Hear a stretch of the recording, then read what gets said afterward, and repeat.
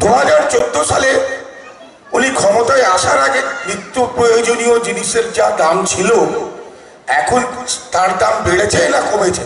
জিনিসের দাম বেড়েছে। তাহলে উনি মিথ্যা কথা বলেছিলেন। উনি বলেছিলেন আমি পেট্রোল ডিজেল গ্যাসের দাম কমাবো। 2014 সালে পেট্রোল ডিজেল বা গ্যাসের যা দাম ছিল 2019 সালে তা আমরা দাঁড়িয়ে 5 বছর পরে দাঁড়িয়ে দেখছি পেট্রোল ডিজেল গ্যাসের দাম কমেনি, উল্টো অনেক অনেক বেশি বেড়েছে, তাই না?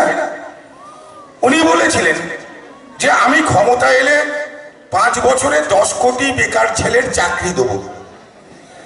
কোন বেকার ছেলের এই 5 বছরের রাজত্বে উনি চাকরি দিয়েছেন? 10 কোটি বেকার ছেলে চাকরি পেয়েছে? পাইনি। উনি বলেছিলেন যে আমি ক্ষমতায় এলে প্রত্যেকের ব্যাংক অ্যাকাউন্টে 15 লক্ষ টাকা করে দেবো। আপনারা কি ব্যাংক অ্যাকাউন্টে 15 লক্ষ টাকা করে পেয়েছেন? পাননি। তাহলে আপনারা মানুষের কাছে গিয়ে কেন বলবেন না যে মমতা বন্দ্যোপাধ্যায় হাতে গরমে নগদে মানুষের কাজ দিচ্ছে, উন্নয়ন দিচ্ছে, মানুষের ভালোর জন্য হাতে কলমে গরমে একেবারে নগদে মানুষ বিভিন্ন প্রকল্পের সুবিধা পাচ্ছে। আর নরেন্দ্র মোদী 5 বছরে যা বলেছেন কোনো কথা রাখেননি, খালি গল্প দিয়েছেন, এখনো গল্প মারছেন।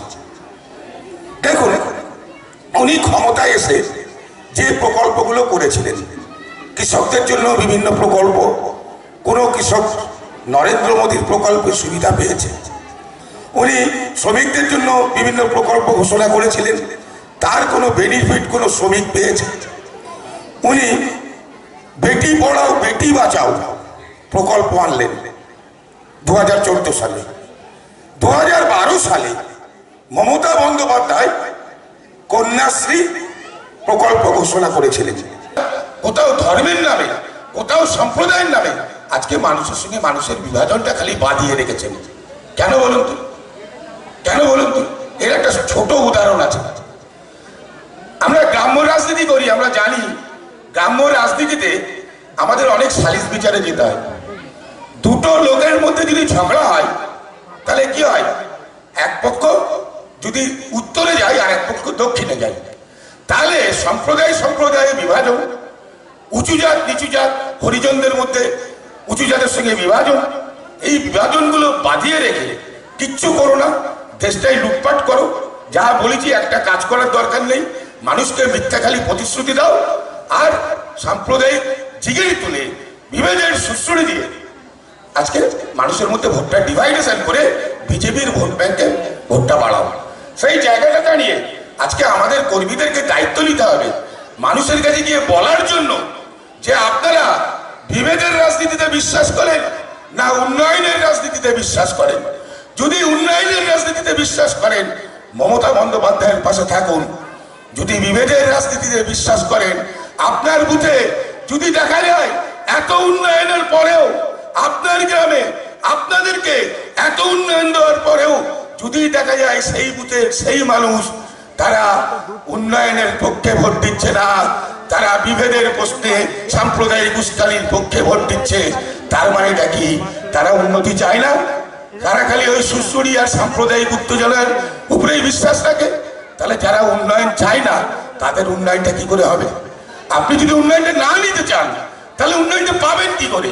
সুতরাং উন্নয়নটা পেতে গেলে বুথের ভোট বাক্সে প্রমাণ দিতে হবে যে এই বুথের এই গ্রামের মানুষ তারা মমতা বন্দ্যোপাধ্যায়ের উন্নয়নটা চায়, এই গ্রামের এই বুথের মানুষ তারা মমতা বন্দ্যোপাধ্যায়ের কাজটাকেই বিশ্বাস করে।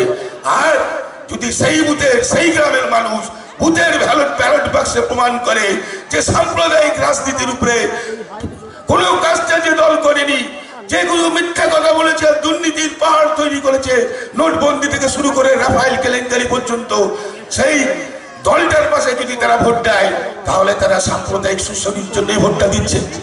তাহলে উন্নয়নটা কি করে হবে? উন্নয়নের পাশে থাকুন। উন্নয়নটা পেতে গেলে মমতা বন্দ্যোপাধ্যায়ের পাশে থাকুন। আমাদের মমতা বন্দ্যোপাধ্যায়ের প্রার্থী নুসরত জাহান বসিরহাট লোকসভায় জিতবে, এই নিয়ে কিন্তু অতি বড় পাগলও কিন্তু দুঃস্বপ্ন দেখে না। অতি বড় পাগলও কিন্তু ভুল বাকে নাই ব্যাপারে সবাই জানে।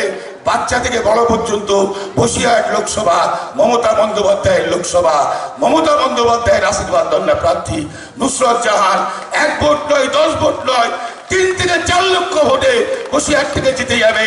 কিন্তু কচুয়ার মানুষকে প্রমাণ করতে হবে তারা উন্নয়নের প্রশ্নে আছে, তারা সাম্প্রদায়িক বিভেদের প্রশ্নে নেই। সেই কথা বলে সেই প্রমাণ দেওয়ার তাগিদটা আপনাদের মনে নতুন করে জাগিয়ে তুলুন, এই আহ্বান রেখে বক্তব্য শেষ করছি। জয় হিন্দ, বন্দে মাতরম। তৃণমূল কংগ্রেস জিন্দাবাদ, মমতা বন্দ্যোপাধ্যায় জিন্দাবাদ।